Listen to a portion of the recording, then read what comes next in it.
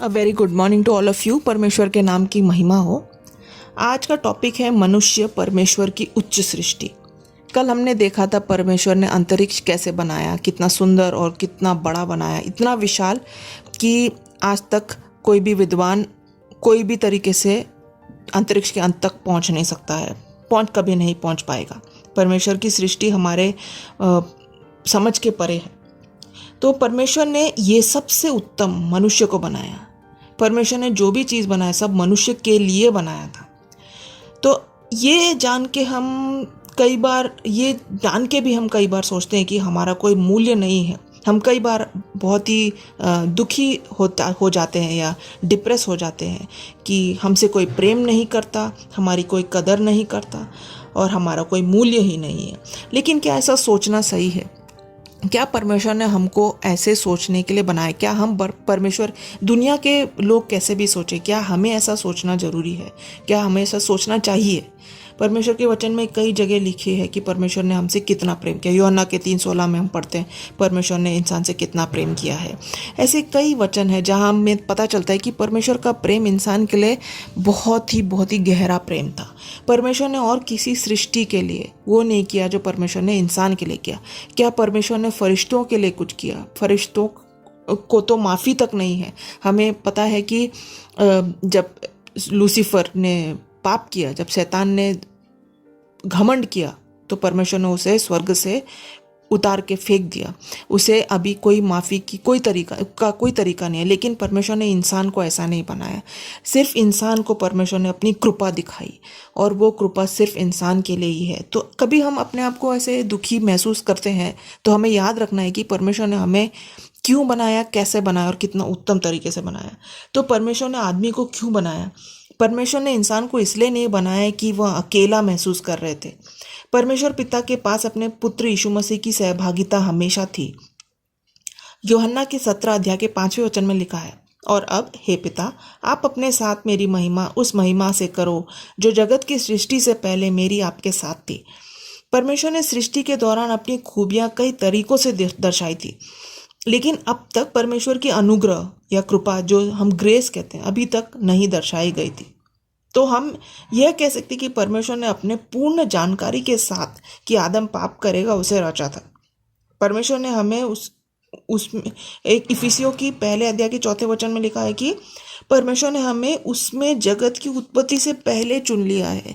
परमेश्वर ने हमें आदम के पाप करने के बाद नहीं चुना, गिरे हुए अवस्था में नहीं चुना। परमेश्वर ने हमें पहले से ही चुन लिया था।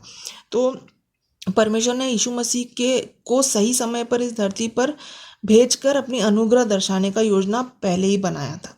तो अभी हम इफिसियों की पत्री उसके 2 अध्याय से कुछ वचन पढ़ेंगे, 7वें वचन से। वहाँ ऐसा लिखा है कि वह अपनी उस दया से जो मसीह यीशु में हम पर है आने वाले समयों में अपना असीम धन दिखाए, क्योंकि विश्वास के द्वारा अनुग्रह ही से तुम्हारा उद्धार हुआ है। हमारा उद्धार अनुग्रह से हुआ है, ना कि हमारे कामों से, और यह तुम्हारी ओर से नहीं वरन परमेश्वर का दान है। हम इसमें कुछ घमंड नहीं कर सकते, जैसे आगे 9वें वचन में लिखा है, और ना कर्मों के कारण, ऐसा ना हो कि कोई घमंड करे। तो क्योंकि हम परमेश्वर की रचना है और मसीह यीशु में उन भले कामों के लिए रचे गए हैं जिन्हें परमेश्वर ने पहले से हमारे करने के लिए तैयार किया है। परमेश्वर ने हमें भले काम करने के लिए तैयार किया है। तो हमें जहाँ तक हो सके हमें पाप से दूर रहना है। पाप हमारे दरवाजे में ठक ठक आएगी, लेकिन हमें उसे इनकार कर देना है, उसे बिल्कुल एंटरटेन नहीं करना है। जब परमेश्वर ने आदम को बनाया था तो वो कैसा हुआ होगा? आपने कभी सोचा है कि बिना पाप की उस अवस्था में आदम कैसा हुआ होगा? अभी मैं आपको कुछ बातें बता के कुछ दर्शाना चाहती हूँ कि आदम को परमेश्वर ने कितने उच्च तरीके से बनाया था। क्योंकि ये बताने की वजह यह है कि हमारे दुनिया में ये बहुत पॉपुलर है कि हम बंदर से आए हैं। ऐसी बातें, बहुत बेवकूफ़ी वाली बातें लोग करते हैं कि हमारे पूर्वज बंदर थे। ये इतनी बेवकूफ़ी की बात है कि मुझे कुछ इसके बारे में कहना नहीं इसके आगे, कि इसे हम अपने मन में कभी लाए भी ना, क्योंकि हम परमेश्वर की निंदा कर रहे हैं। क्योंकि परमेश्वर ने अपने वचन में कहा है कि हमें परमेश्वर ने अपने रूप में बनाया है। तो क्या हम बताने की कोशिश कर रहे हैं जब हम अपने आप को बंदर से कंपेयर कर रहे हैं? बंदर एक जानवर है, और अगर भी हम में और बंदर में कुछ एक जैसी बातें दिखती हैं, वो इसलिए दिखती हैं कि बंदर को बनाने वाला प्रभु और हमें बनाने वाला प्रभु वही सेम प्रभु है। वही प्रभु ने जानवर को भी बनाए, वही प्रभु ने हमें भी बनाया। लेकिन परमेश्वर ने जब हमें बनाया, हम में कुछ ऐसी खूबियाँ दी जो जानवरों में नहीं है। तो मैं आपको कुछ बातें बताना चाहती हूँ। हम जानते हैं कि आदम सृष्टि का मुख्य था। कहा गया है कि सबसे बुद्धिमान व्यक्ति, चाहे आइंस्टीन को पकड़ लो, हम सब आइंस्टीन नाम सुन चुके हैं, या आइजक न्यूटन सुन चुके हैं, जो सबसे बुद्धिमान व्यक्ति है वो अपने दिमाग के 1% का सिर्फ 1/10वां भाग इस्तेमाल करता है। क्या आप समझे? सबसे बुद्धिमान व्यक्ति अपने दिमाग के 1% का सिर्फ 1/10वां भाग इस्तेमाल करता है। इसका मतलब है कि आदम आज के मानव की तुलना में कम से कम 1000 गुना ज़्यादा दिमागी था। तो सोचिए कैसा हुआ होगा वो। फिर दूसरी बात यह है कि हम शायद सिर्फ 95% रंगों को देख नहीं पाते। हम अपने आंखों से 95% रंगों को देख नहीं पाते, मतलब सिर्फ हम 5% रंग अपने आंखों से देख सकते हैं। आदम कम से कम 95-90% ज़्यादा देख पाता था, यानी कि 100% देख पाता था। मतलब कितने रंग होंगे, हम सिर्फ 5% देख पाते हैं। और ये भी कहा गया है कि हम सिर्फ 98% आवाज़ों को सुन सकते हैं। तो कहते हैं कि बहुत सब चीज़ें गाना गाती हैं। मैं कभी सोचती हूँ, परमेश्वर के वचन में लिखा है कि पत्थर भी बोल उठेंगे परमेश्वर की महिमा। तो शायद हम सुन सकते, तो हम शायद पत्थरों को और फूलों को भी गाते हुए सुन सकते थे शायद। मैं ऐसी सोचती हूँ कभी कभी। तो आदम की हर होश 100% उत्तम थी। तो वो शायद जानवर से भी संवाद कर सकता था, क्योंकि उत्पत्ति के 3 अध्याय में ऐसा कुछ लिखा है, एक और दूसरे वचन में। एक बायोफिजिसिस्ट था या साइंटिस्ट या विद्वान जिसे कहते हैं, उन्होंने हमारी शरीर की कीमत कुछ 44 करोड़ रुपए पर लगाई है, और वो भी कच्चे सामान की कीमत है।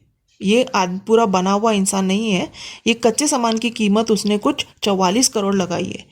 शरीर को पूरी तरह बनाकर खड़े करने में शायद 7 लाख करोड़ रुपए लग जाएगी एक इंसान को। और अभी तक हमें पता है कि इंसान अभी तक कोई भी तरीके से इंसान को, दूसरे इंसान को बना नहीं पाए। क्लोनिंग करके हुआ है, लेकिन वो सिर्फ एक कॉपी है, डीएनए लेके कॉपी बनाया गया है। लेकिन एक पूरे नए इंसान को एकदम शून्य से लेके आज तक इंसान कुछ नहीं बना पाया। लेकिन इन्होंने कीमत ज़रूर निकाली है, और एक पूरे इंसान की कीमत कुछ 7 लाख करोड़ रुपए की लगाई है। इसका मतलब आप समझिए इंसान कितना अमूल्य है। एक एक इंसान, ये हर एक इंसान की बात है। हम गरीब हो या अमीर हो, हम छोटे हो कि मोटे हो, हम सुंदर हो कि बदसूरत हो, उससे कुछ लेना तो नहीं है। हमारी शरीर, हमारा जो कैपेसिटी है, हमें जैसे परमेश्वर ने बनाया वो अमूल्य तरीके से बनाया है।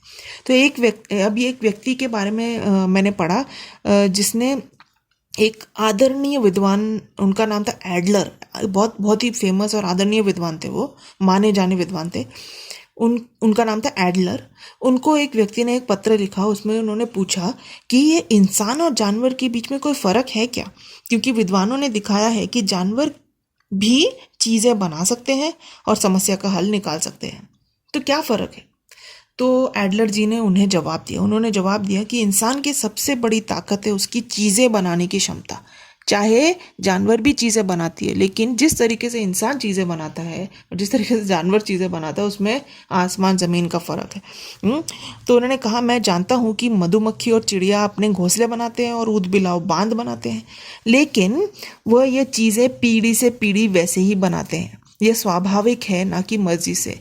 हम जो चिड़ियों के घोंसले बनाते हुए देखते हैं, मधुमक्खी के छत्ते बनते हैं, वो सब सदियों से वो वैसी के वैसा बनाते हुए आ रहे हैं, उसमें कोई बदलाव नहीं है। वो उनकी जनरेशन पीढ़ियाँ वैसी ही बनाते आ रहे हैं। लेकिन इंसान घर, मशीन इत्यादि बनाते हैं डिज़ाइन के साथ और कीमत के अनुसार। इंसान मशीन बनाते हैं तो जो खुद और चीज़ें बनाने की क्षमता रखती है। आज तक हमने किसी जानवर को कोई डाई प्रेस बनाते हुए नहीं देखा, जिसमें कच्चा सामान डालने पर लाखों वस्तु बनकर बाहर आते हैं। फिर उन्होंने कहा कि आप कहते हैं कि जानवर तर्क या विचार कर सकते हैं। यह बात सच है कि जानवर कई कठिनाइयों का सामना करते हैं और उसमें से बाहर निकलने का उपाय भी ढूंढ लेते हैं, लेकिन क्या वह मनुष्य जैसे बैठकर समस्याओं का हल निकालते हैं या मैथ्स के प्रॉब्लम सॉल्व करते हैं जब उन्हें कोई परेशानी नहीं हो? जब हम इंसान को जब कोई परेशानी नहीं होती है तब भी वो बैठ के फ्यूचर के लिए सोचते हैं, आगे के प्रॉब्लम सॉल्व करते हैं। क्या आपने कोई जानवर को बैठते हुए, पेड़ के ऊपर बैठते हुए देखा है क्या? सोचते हुए कोई बंदर को देखा है क्या सोचते हुए कि मेरी अगली पीढ़ी का क्या होगा, मैं ये बना के रखता हूँ, मैं बैंक में पैसे बचा के रखता हूँ, मैं को एक और घर खरीद के मेरे बच्चे के लिए रखना चाहिए? क्या कोई जानवर को करते हुए देखा है क्या आपने? नहीं। तो सिर्फ इंसान ही ऐसा कर सकता है, और सिर्फ इंसान भाषा का इस्तेमाल करके, आपने कोई जानवर को देखा है कोई भाषा का इस्तेमाल करके लिख के कोई तरकीब या कोई सॉल्यूशन निकालते हुए? नहीं कर सकता है, क्योंकि इंसान और जानवर में बहुत फ़र्क है। मनुष्य के पास ही इतिहास है। इतिहास जो हम देखते हैं, जो हम स्कूल में पढ़ते हैं, हम मनुष्य का इतिहास पढ़ते हैं, कोई बंदर का इतिहास नहीं पढ़ते। और ये जो एवोल्यूशन, जो बंदर से आए हम, ये सब जो बेकार की बात है जो स्कूल में सिखाते हैं, वो इतिहास झूठा है। जानवरों का कोई इतिहास नहीं होता, उनके परदादा की कोई जानकारी नहीं रखता, क्योंकि सिर्फ मनुष्य अपने विचार, संस्थान, आविष्कार, परंपरा इत्यादि अपने आने वाली पीढ़ी को देता है। तो परमेश्वर ने इंसान को अपने साथ संगति करने के लिए बनाया और उसे बहुत ही उच्च तरीके से बनाया। तो जब भी हमें ऐसा कोई दुख आता है कि हमसे कोई प्रेम नहीं करता, हमें कोई चाहता नहीं है, हमसे हमारा कोई केयर नहीं करता, तो हमें याद रखना है कि परमेश्वर ने हमें अपने साथ संगति के लिए बनाया है। और परमेश्वर के साथ संगति से बड़ा संगति क्या हो सकता है? हम बहुत ही स्पेशल क्रिएशन है परमेश्वर के, और हमें कभी भी उस दुख में पड़ना नहीं है, क्योंकि जैसे हम उस दुख में पड़ते हैं, हम बहुत कुछ परमेश्वर के साथ जो हम पा सकते हैं वो भी खो देते हैं। और कई बार हमें ऐसा लगता है कि हमारे जीने का कोई मतलब नहीं है। ऐसा सोचना तो बहुत ही बड़ा पाप है, क्योंकि जितने दिन हम इस दुनिया में जीवित हैं, परमेश्वर ने हमारे दिन नियुक्त किए हैं। हम में से कोई भी एक दिन ज़्यादा या एक दिन कम नहीं जिएगा। हम उतना ही जिएंगे जितना परमेश्वर ने हमारे लिए तय किया है। और जितने दिन हम जीते हैं, उसका मतलब ये है कि आपका परमेश्वर से कोई काम है। परमेश्वर आपको चाहते हैं कि आप कुछ करो उनके लिए, और जब तक वो काम आप ख़त्म नहीं करोगे तब तक आपकी ज़िंदगी ख़त्म नहीं होगी। तो जितना जल्दी हम परमेश्वर के पास जाना चाहते हैं, हमें तो बहुत जो आस है परमेश्वर को देखने की, हमें उतना ज़्यादा परमेश्वर के लिए काम करना है, क्योंकि परमेश्वर किसी भी वक्त आ भी सकते हैं।